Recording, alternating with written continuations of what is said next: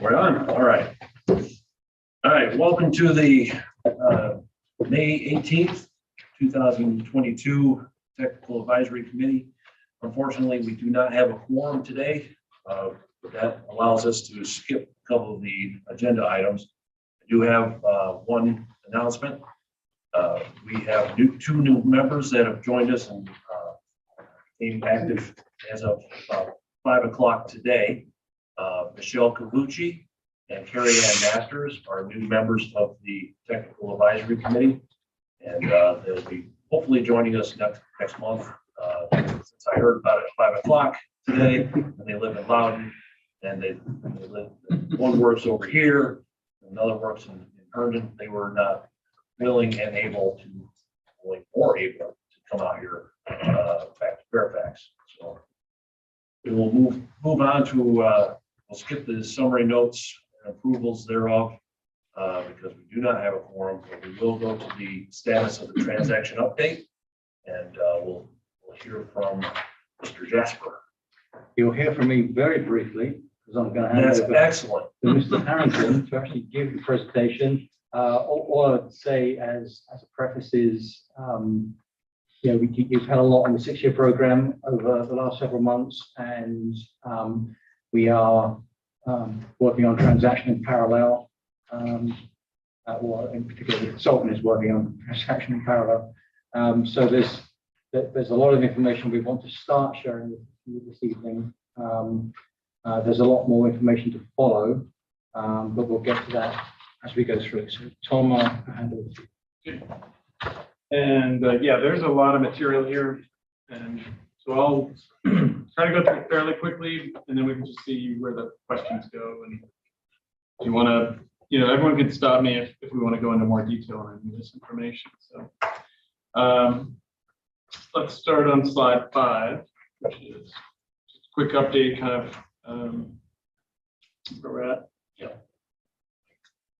That's Keith, but yeah, just in terms of some of the current activities. So as we talked about last time, we actually applied the new transaction model for the 6-year program. There was a perception survey held in the winter. We started a web post series on the transaction webpage. So that's starting to, if you want to take a look at that, that's got some of the information on our needs assessment that we completed is posted on that. And then currently doing modeling and analysis of the transaction project. So that's kind of what we're going to talk about tonight. We had a stakeholder meeting last week. We have an authority work session tomorrow. So those are kind of some of the activities, again, of sharing information. And then this summer moves more into sharing with the public with kind of a fall adoption. We'll start with the project list. 429 total projects. So there are a lot of projects. We categorize those into bottom up and top down. So bottom up come from project sponsors. They come from adopted plans.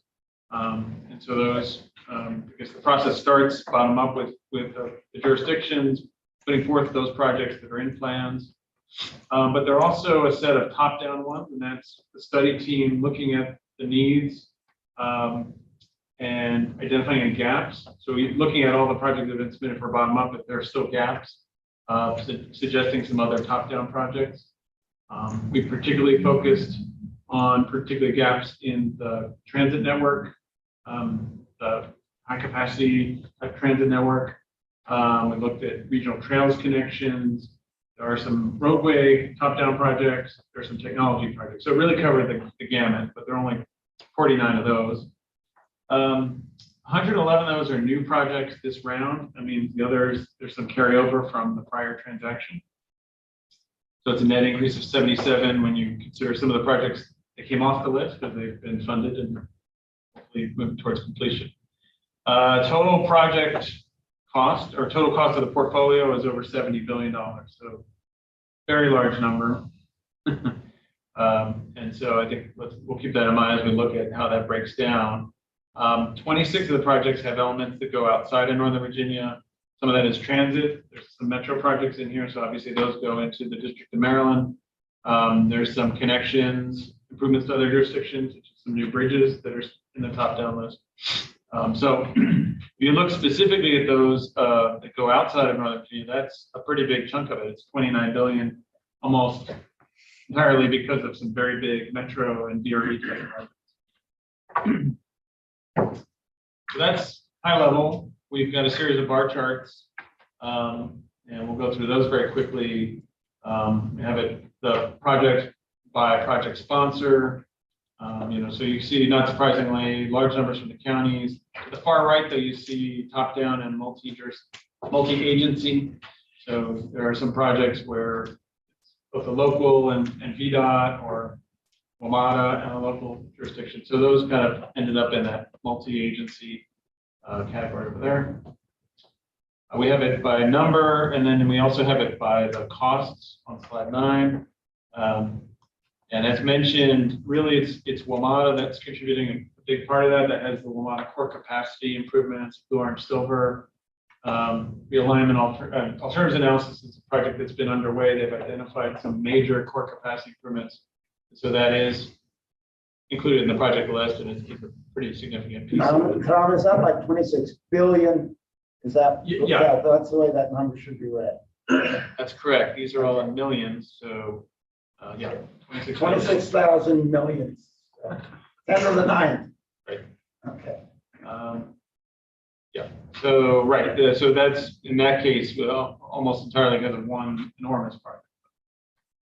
But also parts of the expansion of capacity, it's just the ACAR training program as well. We've got then an array where you can see the difference between numbers and cost on slide 10. So you see that difference between jurisdictions having higher quantity but smaller projects, and then you see the particularly WMATA having fewer projects but very high dollar value. In slide 11, we get into kind of the breakdown by project type. So we've categorized the primary project type, but then also some secondary types. So often we'll have, say, a primary type of a roadway, but it includes a bike ped element, so that would be its secondary project types. That's kind of how this is sorted out. But when you look at it here in terms of primary types, you can see roadway being 46%, almost half, transit 25%, bike ped 12%, and interchange is also pretty big, 13%. And then smaller percentages for things like TDM, HOV, and ITS. But then on the next slide, we look at all project types. So just is there a reference to the that particular type, whether it be primary or secondary? And in that case, particularly bike ped goes up a bit. Roadway a little in terms of it being the total references there to the different types. That gives you a feel for that there are definitely some HOV as well, where it's maybe listed as a secondary type for a project, or ITS also showing up a little bit more when you look at it this way.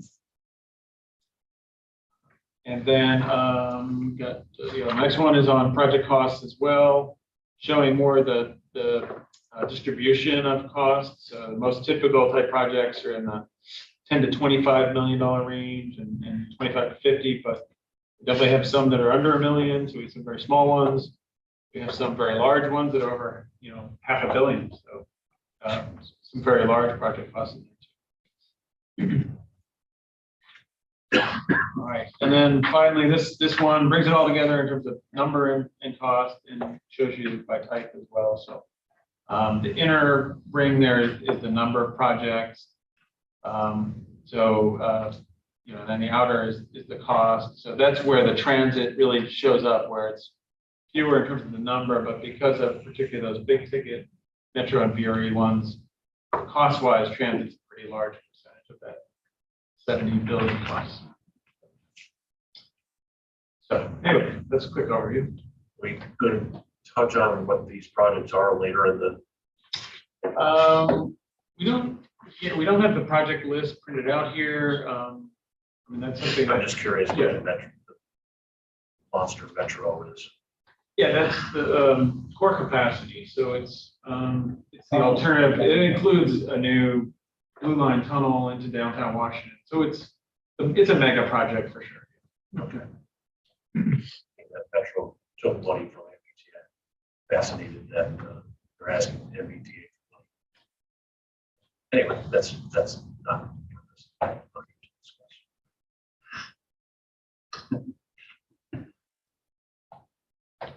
Any other, I guess, questions on the project, like breakdown or anything? All right. Next, we're starting to look. We've got some very initial modeling results. That work is continuing, but we'll kind of give you a quick overview, particularly in light of. Then we're going to look more at the scenarios. So it's helpful to keep this in mind. So I think as we've talked about previously, we're using a two-part model. There's a macroscopic modeling, which is basically an enhanced version of the TPP regional model. Then there's also mesoscopic modeling, which involves dynamic traffic assignment, allows us to get better estimates of delay impacts, particularly some of the operational improvements, some of the smaller intersection type improvements. There's also some off-model work, bicycle accessibility, and then qualitative assessments of the safety measure, and then also the quality of the bike ped environment, the other qualitative ones.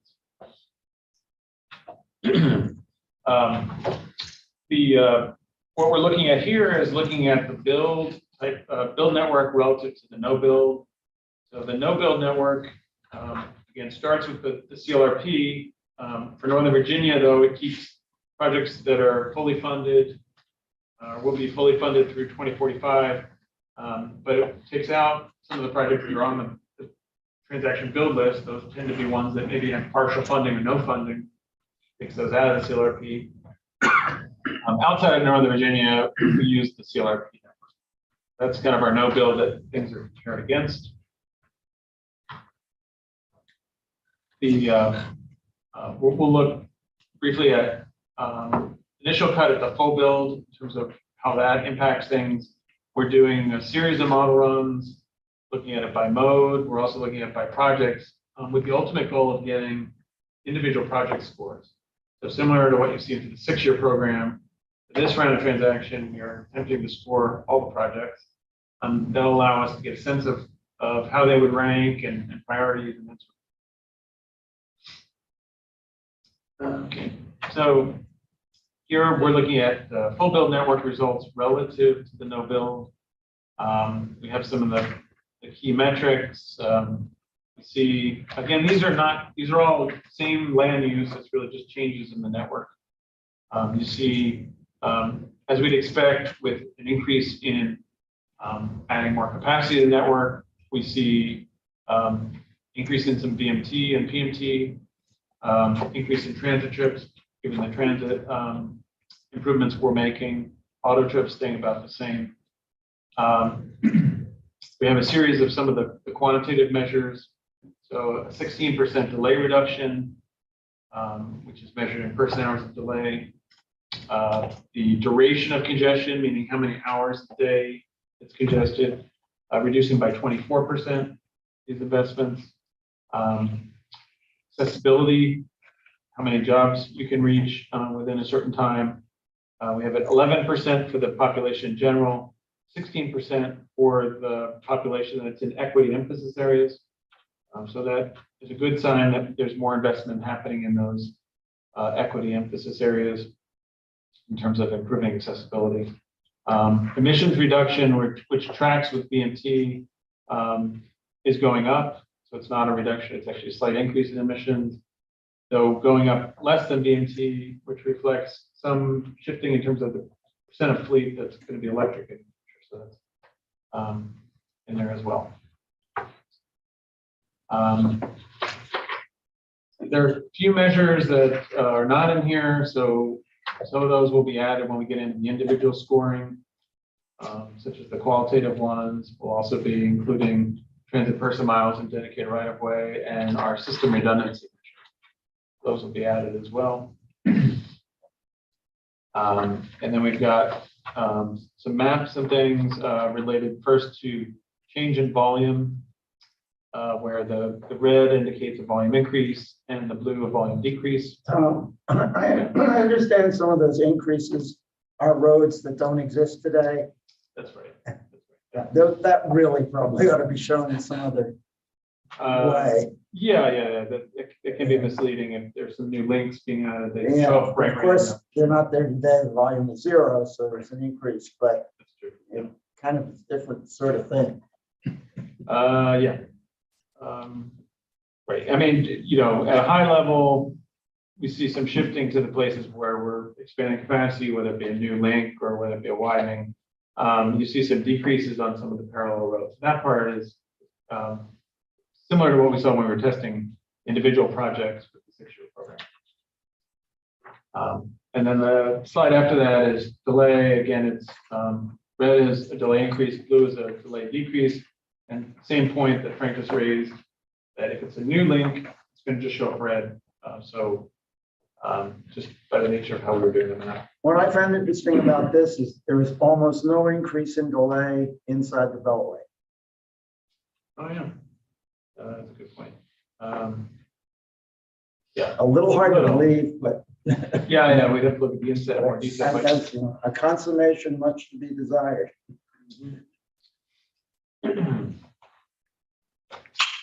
All right. We have a series of maps then that look at accessibility.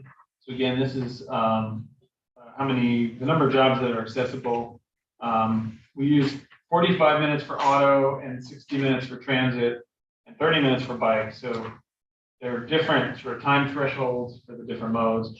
You can see on the auto one though, some pretty significant increases on average, increases of 179,000 jobs, or a 13% increase in job destinations that you can get to by auto within that 45-minute time frame.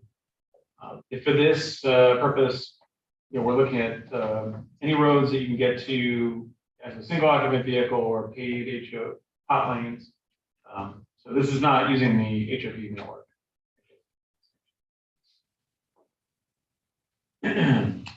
But you can see again, one thing with these, you can see that accessibility gains are spread, throughout the region. So that does reflect the broad portfolio of projects that we're looking at. On transit, again, pretty widespread. I think what's noteworthy is first, the transit gains are smaller, even though it's within 60 minutes in terms of job you can get to.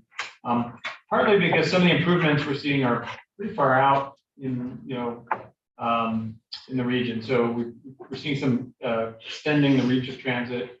It is definitely increasing job accessibility, which you can see there. I think noteworthy, particularly on the eastern side of the region, I-95 corridor, Route 1 corridor, where we have some really significant transit investments.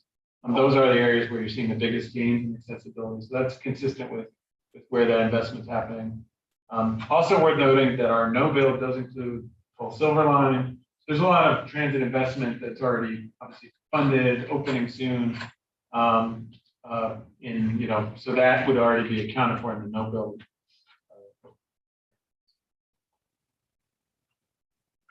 And then on the bike accessibility map, as you expect, a little tighter in terms of where some of the improvements are occurring.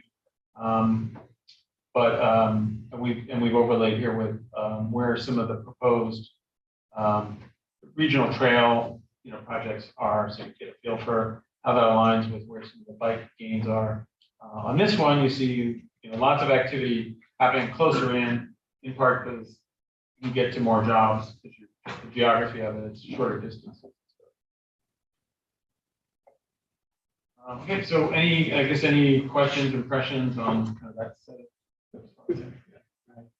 Chair, if I may, just before any questions, Tom, tell me if I'm wrong. But Tom's presenting build versus no build comparisons for 2045. But that assumes all 429 projects have been implemented. Those 429 projects that are going to cost $70+ billion.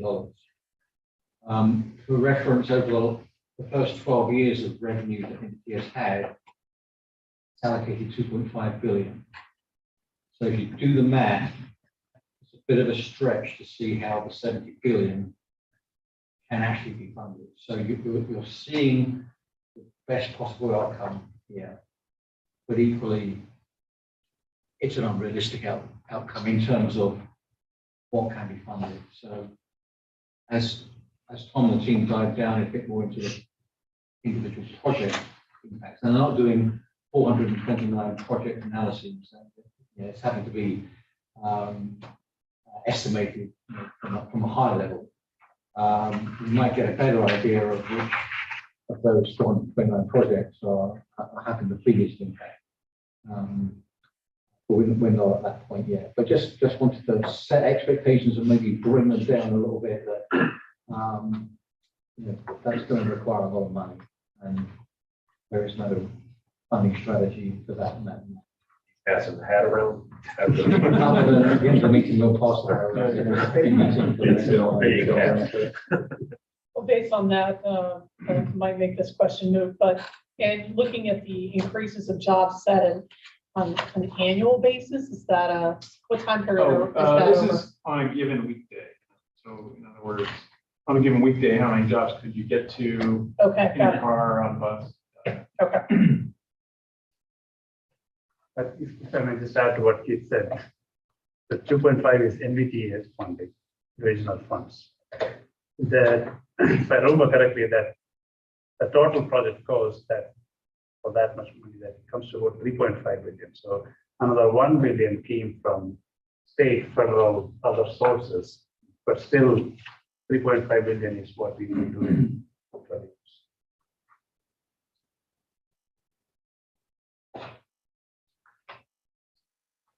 Expectations have been set.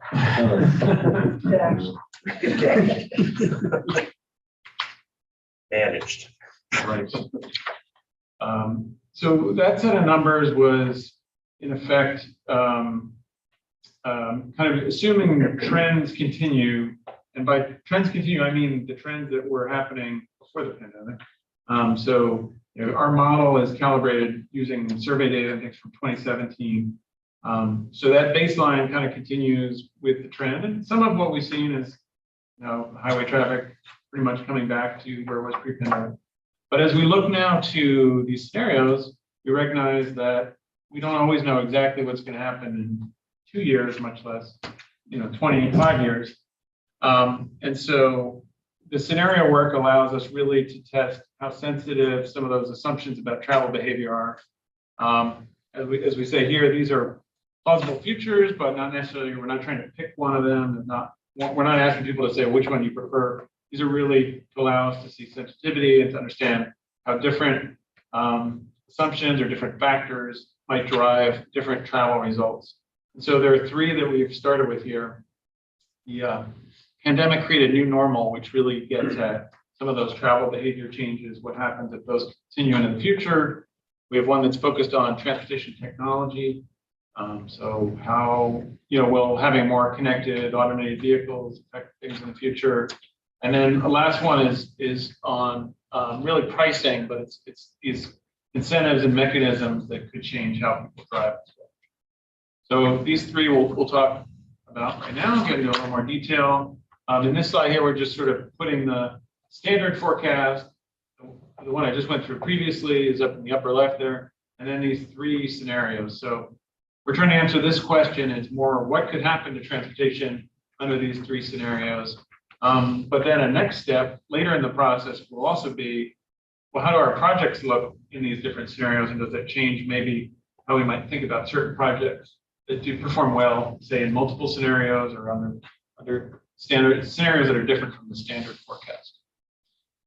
So that's kind of a next step we'll talk about in a future meeting. So let me kind of go through the assumptions. So post-pandemic, new normal. Again, this is what if trends that we've seen during the pandemic continue into the future. Some of the key assumptions for this are reduction of work-related trips. So by 21%, a lot of the current research and surveys are showing, it's near certain that people are going to be doing more telework, working from home certain days a week. So that's reflected with the 21% decrease in work trips. Some reduction in shopping trips, again by 5.6%, but an increase in delivery trips, sort of more online shopping. So those are factored in. And then an increase in non-motorized trips, as we saw during the pandemic, more biking and walking happened. For our scenario, we do not have any land use changes assumed. Again, we're focusing more on the travel behavior changes. Certainly in the long term and very long term, land use changes could be part of that. But we're going to focus more on the travel changes. The second one, the technology scenario, really focuses on connected, automated, shared electric vehicles or fleets. So, we've heard about CAV. This is considering the fact that all these automated vehicles are also assumed to be connected and electric. So they're going to be both high tech and cleaner too. So in terms of market penetration, our scenario has 20% of private vehicles being in that category. That TNCs will, by 2045, be 100% fully automated and fall into the electric category.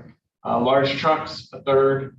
Transit buses, assumed to be not automated, recognizing that, well, for a number of reasons, but one of them being labor and the fact that operating in city conditions a little different than operating a smaller, say, shuttle bus or a TNC.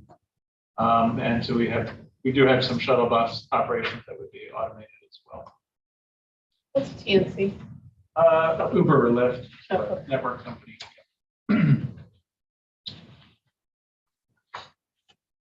And so as we looked at this, some other kind of key assumptions, people that own these case vehicles make more trips, make longer trips. The idea being, if you're not having to drive the car yourself, you might be willing to take a longer trip while you're doing some other activity. Zero occupancy vehicle trips, there would be some remote parking of private vehicles. There is, particularly for the connected and automated vehicles, capacity assumptions assumed. What we're showing are kind of the net results, and that takes into account that we're not assuming the whole fleet is going to be suddenly become connected and automated. In fact, we only have 20% assumed here for private vehicles. So that translates to some of these gains, which are seen as being much more likely and bigger gains on freeways where you get those higher capacities by having vehicles closer together. And then automated shuttles available at rail stations to improve access. Again, no land use changes on this. And the last one is that incentives and pricing, looking at how pricing and incentive mechanisms can help manage or change travel demand. So we've got VMT pricing assumed on all roads, and added in a feature of discounts for lower income households. And that's recognizing the equity considerations that this were implemented regionally. Would be possible here to allow some discounts for lower income households where that would be a bigger percentage of their income. It also is paired with increases in parking costs across the region, free transit, which has been happening in a lot of systems more recently as part of the pandemic changes. And with the pricing, shifting travel from peak hours. So similar to the RM3P proposal, giving people incentives to potentially change when they take their trip could help shift travel. So all those things are kind of paired together in this pricing scenario. Okay, so we look at results. First one was the post-pandemic new normal. With those shifts in travel, particularly some of the reductions in trip making, we see decreases in travel, and so decreases in the number of trips and VMT. Similar to what we saw during the pandemic, transit has a higher or bigger decrease than motorized, than all trips. And part of that is because more transit trips are work trips. So that was where we have the big cut in trip making. So that's partly why you see a bigger percentage decrease in transit than overall auto plus transit. 4% drop in VMT, and then a 14% decrease in delay. Next one on the technology one. When is this through? Pardon? What is this? This is an assessment. What is it? What is the time frame? Oh, these are all pivoting off that 2045 no build. So it's taking the 2045 no build network and then looking at what if we also add these assumptions to that no build.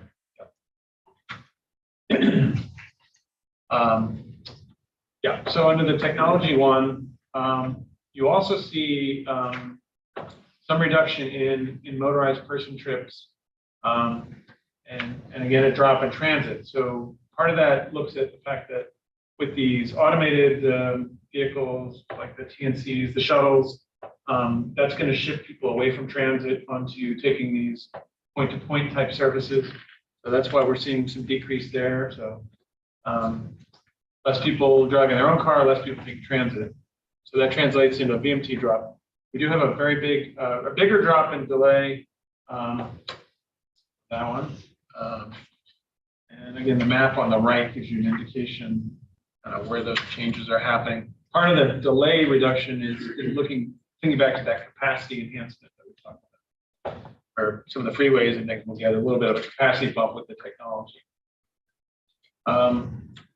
Third one, in terms of pricing, here we have a decrease in motorized trips, really a decrease in auto trips, but an increase in transit trips.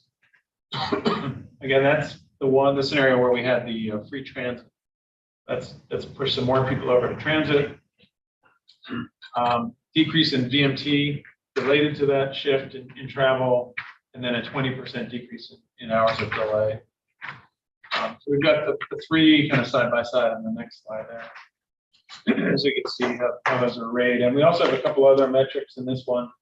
So in addition to looking at delay, you can see duration of the severe congestion, accessibility, and emissions.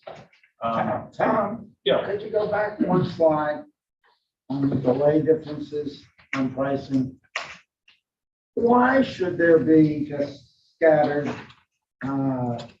increases? And I guess the red is actually increases in delay, scattered at various spots around the region.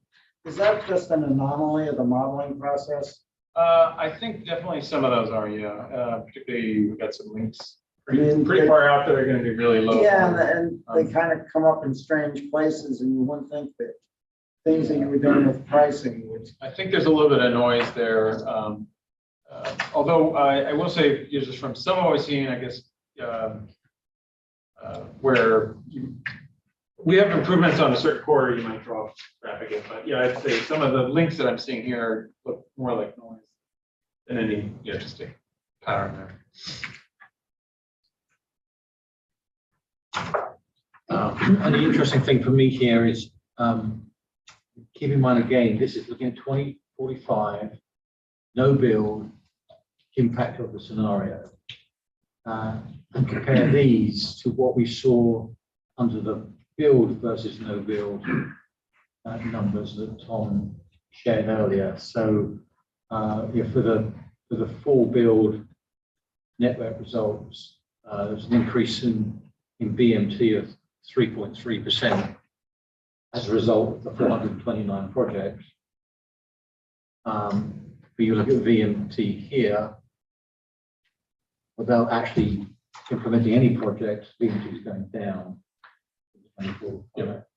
So it's kind of hard to begin to grapple the impacts of projects versus scenarios. There's also a lot of assumptions going in. Okay, I like the assumptions as well.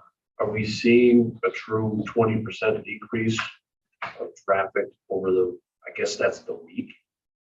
Or is that per Yeah, day? on an average weekday. On an average weekday, right? Because over a week, I could see it because people are sometimes coming in Monday, not really going in on Friday. Yeah. I could see the 20% if it was week, but during the Well, week. because it's an At least average. around here, I'm not Yeah. seeing, especially on Tuesdays and Wednesdays, there's more that's pre-pandemic Yeah. levels plus. Yeah, no, I think that does factor in that you'll have some days people are off and some days they're in.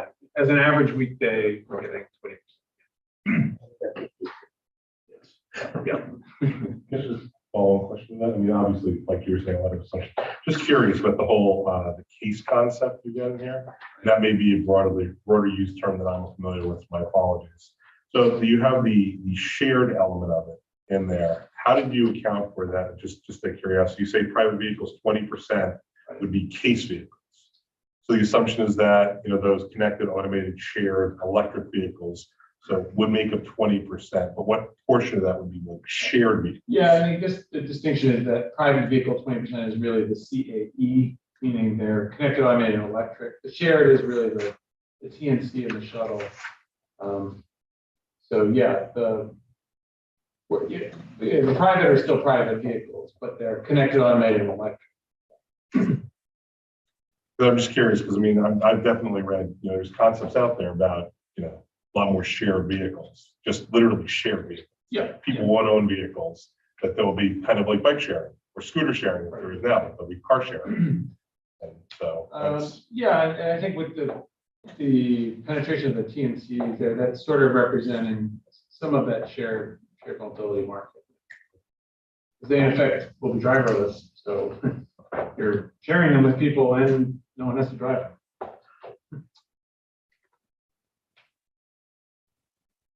So the only, I guess, the follow-on question to that is, does that result in a reduction in just how many private vehicles there are? And does that need to be built into the model? Just that, I'm not saying there should be, I'm just Right. posing a question.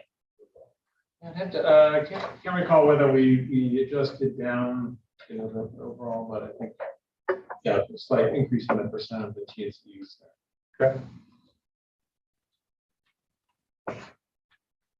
Yeah, I think the other one was the emissions. That's where you saw the technology having a really big impact. As we expect, as you get much higher electric vehicles, emissions go way down. So that was another one where there's a pretty big impact.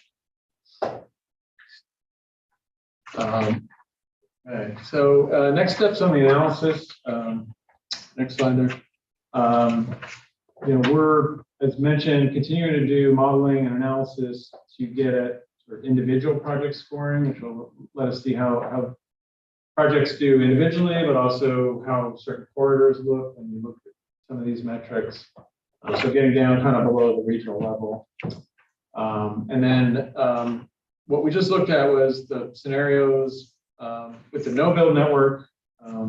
Next step is also looking at how the build network does under these different scenarios too. Again, to maybe illustrate or highlight how many some of the different projects do under these assumptions as well. That's it.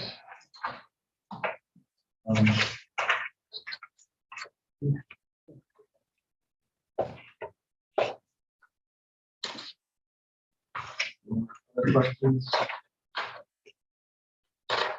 I have a looking ahead question. Do we have a feel for how much money we will have for these projects for the next, I guess, the next round? Usually we draw a line at the projects, the highest ranked. Talking about the 2022 to 2027 program.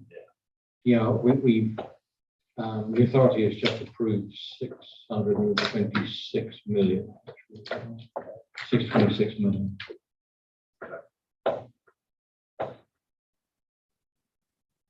Up at the line a little bit deeper before, unless we get the Metro Mega project, and it's going to be right after one. I think Shree's going to catch us up on where we are with the 6-year program of the next item. So How convenient. I won't take your thunder. Let's move to the next item then. All right, there we go. So, yeah, you already asked a question about how much money we have. The request we have received was for 1.2 billion for 26 projects. We have about half of that money. That's easy. Okay. So obviously we cannot fund all the projects, or if we fund all the projects, then you're splitting that into smaller pieces. So that's how it will be. So we haven't reached to that point where we start looking at the recommendations yet. We are currently in the public comments period. It started on April 15th. It will end next week on this weekend, 22nd. On May 4th, we had an open house at the VDOT offices same day as the Northern Virginia Joint Transportation Meeting. That's a legislatively required meeting of all the regional transportation agencies in Northern Virginia, including VDOT, PRCT, NBTC, VRE, and us. So we use that opportunity to have an open house there. We received a good number of people visiting and asking questions. On May 12th, just before the actual authority business meeting, we had our public hearing in this room. We had 9 people speaking, 2 people in person here, and the rest joining us virtually.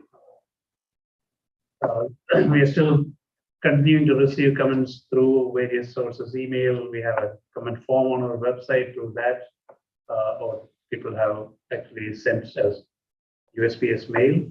It's still a thing, so we still get that. We actually got voicemail. We have a dedicated phone line, so we got voicemail in that line with particular comment. So we are continuing to receive all that. I think last I looked earlier today, we had 200 plus individuals commenting. Anyone can comment on multiple projects. So if you look at that project level comments, we had 400 plus comments. 450 plus, let me put it that way.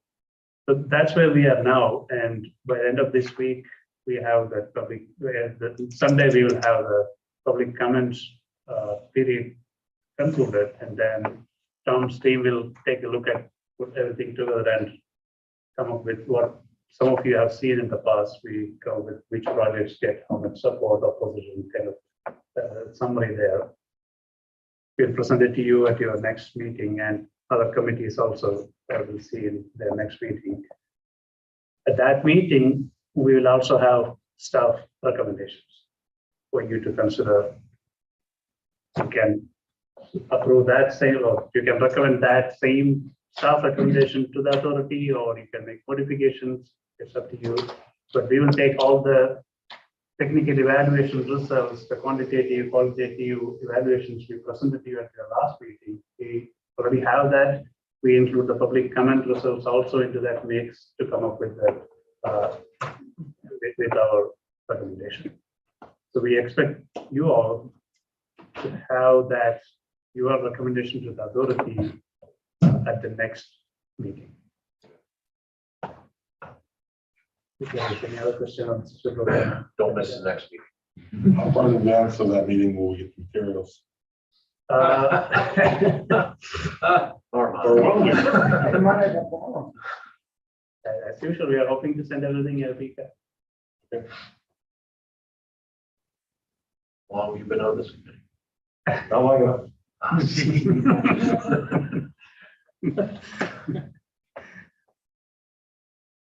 think the process has gotten better over the years. So I think at least a day or two. Okay. Any questions from committee on that? Yes, Monica is not here. She told me she was out. I think Mr. Casper is playing the part of Monica tonight. I'll never play the part of Monica, but The understudy. so I'm second best by a long way. The only thing I think she might have said had she been here would be that there's a work session for the authority members tomorrow at the City of Fairfax. There's a scheduling conflict, we couldn't hold it here. And the authority members will actually see a lot of the information you saw tonight to begin to expose them to this information so that they can think about it and they won't get into the technical weeds like this committee does. It's kind of a higher level considerations for them, but we certainly wanted to expose them to the information. So that's tomorrow, and if your work days permit and you're sufficiently interested, we'll be live streaming that from 10 a.m. for about 4 hours. I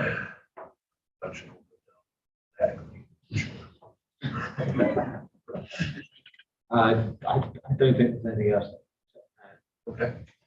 One thing I forgot, my further announcements, I wanted to thank Armand for stepping in last month. I had a personal engagement with Chicago, so thank you for filling in on yet another non-formed meeting, but I'm sure next meeting will be fine. Next meeting is just for Bayside. So I plan to be here, then I'll be jumping into the car and down to the beach. Are you gonna be here?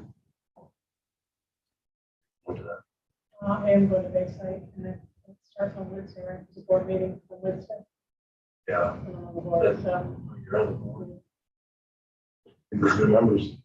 Yeah, well, one of the new members is going to Bayside. She's on the board too. And Carrie Ann is also going to Bayside, but she could probably do what I'm doing. Yeah. But, I would only go for the, If you have 5 in the room, you can have others online if that fits with the board meeting I can do schedule. that. But you what do time's the need, board meeting? you do need, Well, the reception's at 5, so Yeah, board meeting's 3 to 5, and Yeah, then yeah. the reception 5 to 7. at 7 o'clock, what better way after the reception? After Right. three beers, join this. Yeah, I'll be in good shape. All right, since we're not official, you don't need to have a meeting or a vote to adjourn. We're done. Did not meet your, yes, sir. What's the concept?